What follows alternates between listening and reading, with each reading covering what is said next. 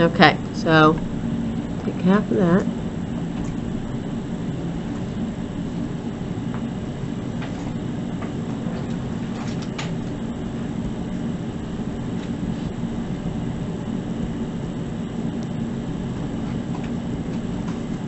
These are the ones I put in.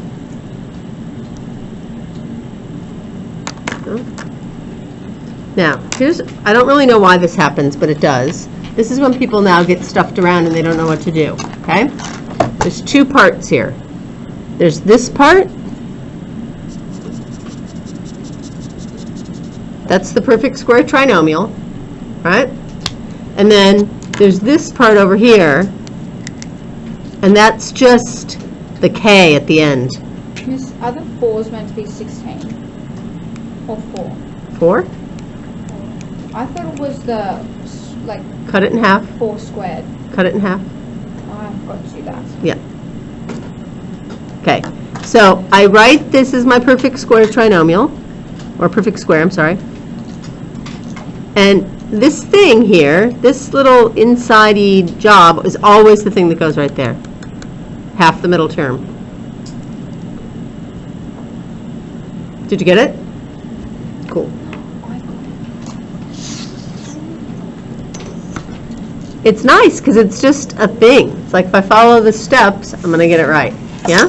Which is so not your 10 math, really. Okay, so I'm going to graph and I go, okay, what's the turning point? Is it 2? The opposite of that and exactly what that is. And where does it go through the y-axis? Negative 13. Oh, it's negative 9. Yeah, this is the y-intercept.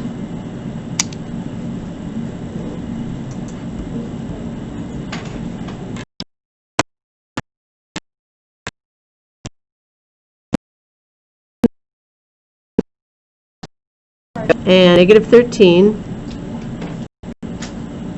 Now, really 2 points is not necessarily enough to draw this, but you know that this is the axis of symmetry, don't you? So you know there's another point right here, because it's got to be the same on both sides. Mm-hmm. So I'm just going to draw it now. Nice and curvy.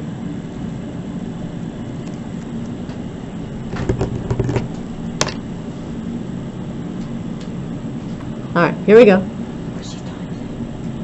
I got to cut that in half, and that's how I cut it in half, yeah? I'm not going to write 3.5. I'm just leaving it as 7 over 2, right? And when you square that, so that you can get your blank, 1, blank, and when you do that, how do you square a fraction again? Square the top, square the bottom. So I put 49 over 4 and 49 over 4. Don't be afraid of fractions, they're just numbers. Okay, now what's the perfect square here? 49. This always goes, whatever's in these brackets, always goes here. Always half the middle term. Okay, it's always the same. It's always whatever I put there, half the middle. Always goes there. Okay, should we write that?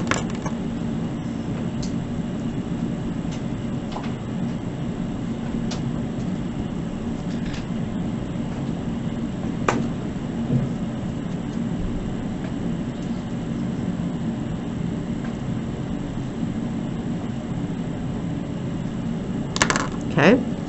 Now, woo, 1 minus 49 over 4. 1 minus 49 over 4. Common denominator? What's the common denominator? How do you write 1 as something over 4? 4 over 4? 4 over 4 minus 49 over 4. Drum roll. What is it? 45. Negative 45 over 4.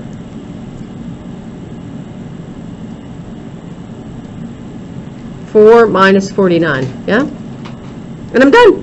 That's the answer. Yucky, but, not insane.